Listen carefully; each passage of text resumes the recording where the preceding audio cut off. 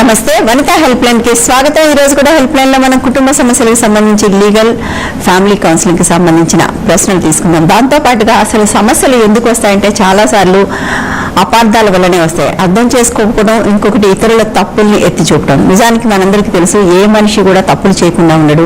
No body is perfect in this world. కానీ ప్రతిసారి మనకు మన తప్పుల కంటే కూడా ఎదుటి వాళ్ళ తప్పులే పెద్దగా కనిపించడం, వాటిని ఎత్తి చూపించడంలోనే అనేక సమస్యలు మొదలవుతాయని మనకు తెలిసిందే. సో తప్పులనేవి ఉంటాయి, కానీ ఎత్తి చూపకుండా వాటిని కరెక్ట్ చేసుకోవాల్సిన అవసరం కూడా ఉంది. అది ఎలా అన్నది మనం ఈ రోజు మాట్లాడుకోబోతున్నాం. అందుకోసం స్టూడియోలో మనతో పాటు ఇద్దరు అతిథులు ఉన్నారు. నిశ్చలారెడ్డి గారు అడ్వకేట్, క్రిష్ రాధాకృష్ణ గారు సైకాలజిస్ట్. సో క్రిష్ గారు, నోబడీ ఈజ్ పర్ఫెక్ట్, అందరూ తప్పులు చేస్తారు. But at the same time తప్పుల్ని ఎత్తి చూపితే కూడా సమస్య. బట్ ఎత్తి చూపకుండా తప్పుల్ని వదిలేయటం కూడా సాధ్యం కాదు. ఎలా ఈ సిచ్యుయేషన్స్ ని ఎట్లా హ్యాండిల్ చేయాలి? Communication is the response what you get. అంటే చాలా సార్లు కమ్యూనికేషన్ అంటే నేను మాట్లాడేసాను అనుకుంటారు, కానీ మాట్లాడడం కాదు, మనం మాట్లాడిన దానికి ఏ విధంగా రిజల్ట్ వచ్చింది అని చెప్పేసి. అయితే ఇప్పుడు చాలాసార్లు సంబంధ బాంధవ్యాల లోపల we call it as conflict management. అంటే కాన్ఫ్లిక్ట్ ఎందుకు వస్తుంది? ఇప్పుడు మనకి చాలా మంది ఏవైతే క్వశ్చన్స్ మనకు వస్తాయో, అంటే చాలా వరకు ఏవైతే ఇష్యూస్ మన దగ్గర అంటే ఇప్పుడు ఎవరైతే ఫోన్లలో మాట్లాడతారో, most of them are all connected to the communication. అంటే కమ్యూనికేషన్ లోపల కమ్యూనికేషన్ ఇంటర్నల్, కమ్యూనికేషన్ ఎక్స్టర్నల్. అంటే మనకు మనం ఎలా మాట్లాడుకుంటున్నాము, మనం లేదా ఎదురుగా వాళ్ళ మీద మన ఎదురుగా వాళ్ళతోటి ఏ విధంగా మాట్లాడుతున్నాము. అయితే మనం ఏదైతే అనుకుంటున్నామో అదే బయటికి రిఫ్లెక్ట్ అవుతుంది. ఏ స్మాల్ థింగ్ అండి. ఇప్పుడు చాలా మంది రిలేషన్షిప్స్ లోపల ఇప్పుడు భార్యాభర్తలు ఉన్నారనుకోండి, they take the relationship for granted. మీరు లేదా నాకు మొగుడే కదా ఇష్టం వచ్చినట్టు మాట్లాడవచ్చు, భార్యే కదా నేను ఇష్టం వచ్చినట్టు మాట్లాడవచ్చు. కానీ ఏ సింపుల్ ఇష్యూ లైక్, అంటే ఇప్పుడు చెప్తారనమాట, అంటే మన యొక్క వైఫ్ అయినా కూడా can I have a cup of coffee, ఏదో నాకు లేదా కాఫీ తీసుకోరా, లేకపోతే మా యొక్క ఫ్రెండ్స్ వస్తున్నారు 10 మంది, వాళ్ళగా వంటోండు, దాని బదులు can we have the food for them. I small question. ఎందుకంటే we are not living in a military area. అంటే మీరే కూడా కమాండర్ కాదు.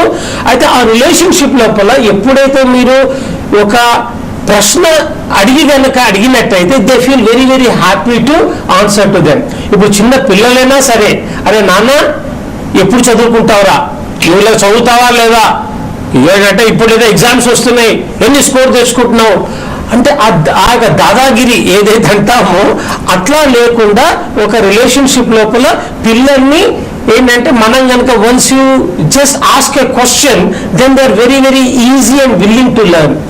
ఇప్పుడు సర్టన్ థింగ్స్ ఏమంటారు అంటే, అరే నాన్న ఎప్పటి నుంచో చదువుకుంటావు, ఎప్పటి నుంచో చదువుకోవాలన్నం వేరు, ఎప్పటి నుంచో చదువుకుంటున్నావు అని వేరు. అది అందుకోసం ఆర్డర్ ఇంటూ క్వశ్చన్ ఏంటండి, change every order into a question. Yeah, change every question into order కాకుండా ఆర్డర్ ని ఒక క్వశ్చన్ లాగా. అంటే నేను that I don't want even put that word called as order. Relationship లోపల వచ్చే డిఫికల్టీస్ అన్ని అథారిటేరియన్. ఇప్పుడు ఆడవాళ్ళు ఇంత ఫీల్ అవుతున్నా, మగవాళ్ళు ఇంత ఫీల్ అవుతున్నా, దే ఫీల్ దట్ మరి ఇప్పుడు ఎదురున్న మనిషి డామినేట్ చేస్తున్నారు అని. డామినేషన్ ఎక్కడి నుంచి వస్తుంది? ఆ కమ్యూనికేషన్ వల్ల. జిహ్వామే మధుమత్తమా, అంటే you have to speak as if honey is flowing. కానీ కొంతమంది మాట్లాడితే విషం చిమ్ముతున్నట్టు ఉంటుంది, కరెక్ట్, నిప్పు చిమ్ముతున్నట్టు కూడా ఉంటుంది. సో ఈ రిలేషన్షిప్స్ లోపల సౌమ్యంగా కనుక మాట్లాడినట్టయితే చాలా ఇష్యూస్ దానంతట అవే రిజాల్వ్ అయిపోతాయి. రైట్. యాక్చువల్లీ నాలుగుకు సంబంధించి చెప్తారు, జీవితంలో వచ్చే సమస్యలు నాలుగు నుంచే వస్తాయి. అది రిలేషన్షిప్స్ లో కానివ్వండి, హెల్త్ కానివ్వండి, రెండు కూడా.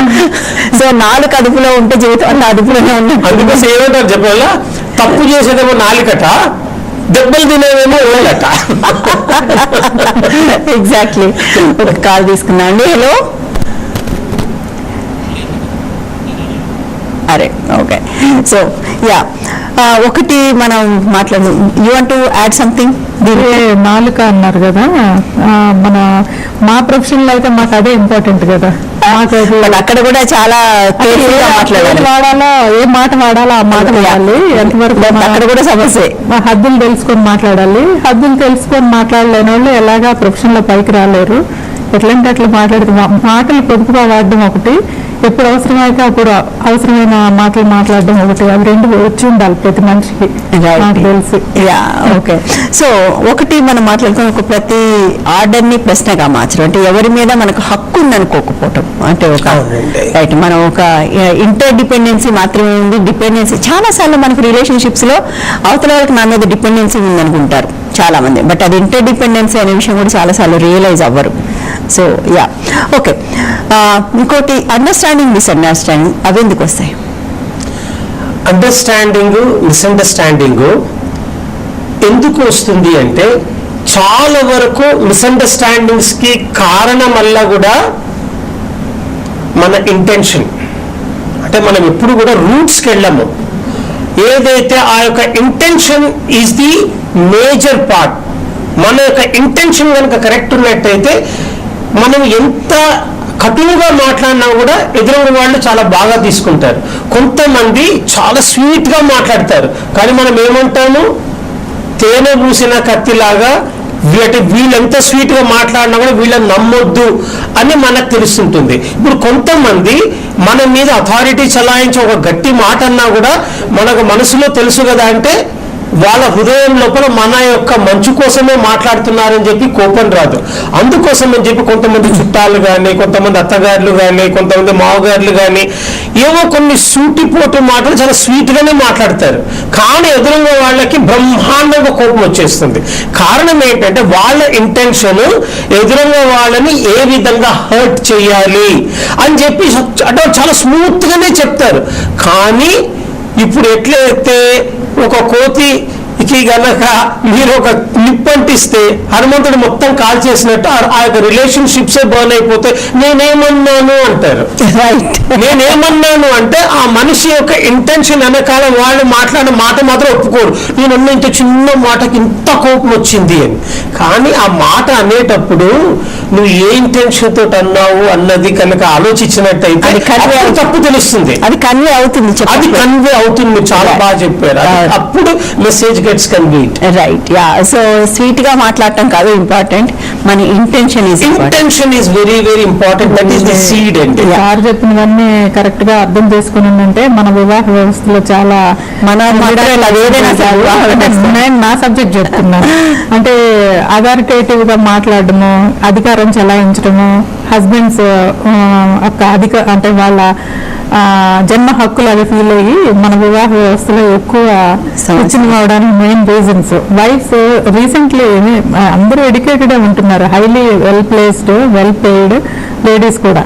వాళ్ళని కూడా హస్బెండ్ అతనికి అధికారం ఉందని చెప్పి నోటుకొచ్చినట్టు మాట్లాడడం వల్ల కూడా చాలా చిన్న చిన్న కారణాలకు కూడా డైవర్స్ బయటకు వచ్చేస్తున్నారు. వాళ్ళని కూడా అంటే వేరే వాళ్ళని కూడా వేరే వాళ్ళని అనే హక్కు ఉందంటారు. వాళ్ళని కూడా కొన్ని కౌన్సిలింగ్స్ అప్పుడు కేసెస్ లో కౌన్సిలింగ్స్ అప్పుడు హస్బెండ్ మీద ఆవిడ ఆ కంప్లైంట్ చెప్తారు. ఎప్పుడంటే అప్పుడు అందరి ముందు ఇష్టం వచ్చినట్టు నోటుకొచ్చినట్టు నోరు బారేసుకుంటారు, నన్ను ఎట్లంటే ఎట్లా మాట్లాడతారని. హస్బెండ్ వెంటనే ఏమంటాడంటే నా భార్య మీద నాకు అధికారం లేదా మేడం నేను మాట్లాడడానికి, మీరు చెప్పండి అంటాడు. రైట్. అంటే అది ఎలాగా అంటే కొట్టడానికి తిట్టడానికి నోరు బారేసుకోవడానికి అధికారం ఉందని కూడా వాళ్ళ మూర్ఖత్వం. యాక్చువల్లీ ఎవరెవరి హద్దుల్లో వాళ్ళు ఉండాలి కదా.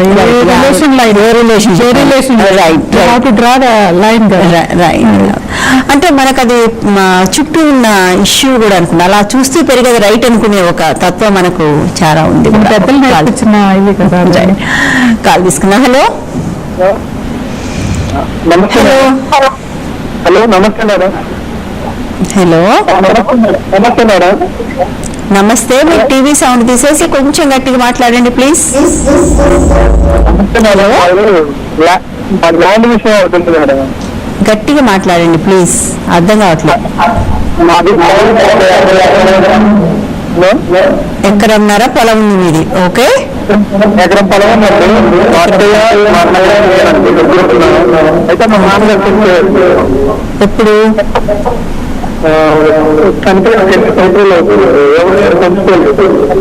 ఓకే. ఎన్ని సెంట్లు? 3 భాగాలు. మీ అమ్మగారు ఉన్నారా? అమ్మగారు కూడా లేరు. ముగ్గురు అంటే ముగ్గురు పిల్లలు మీ అమ్మగారు అందరు లీగల్ హెడ్స్ అవుతారు. వాళ్ళ అమ్మగారు కూడా లేరు. ఉన్నారా? ఉంటే మీ అమ్మగారికి కూడా వస్తుంది, లేకపోతే మీ ముగ్గురు పిల్లలు లీగల్ హెడ్స్ అవుతారు.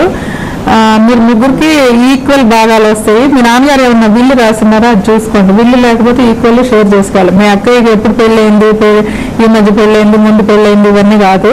ముగ్గురికి ఈక్వల్లీ షేర్ వస్తుంది. ఇప్పుడు మాట్లాడుకుని సెటిల్ చేసుకోవడం మంచిది కదా ఒకసారి. రైట్, నెక్స్ట్ కాల్ తీసుకుందండి. Hello hello hello,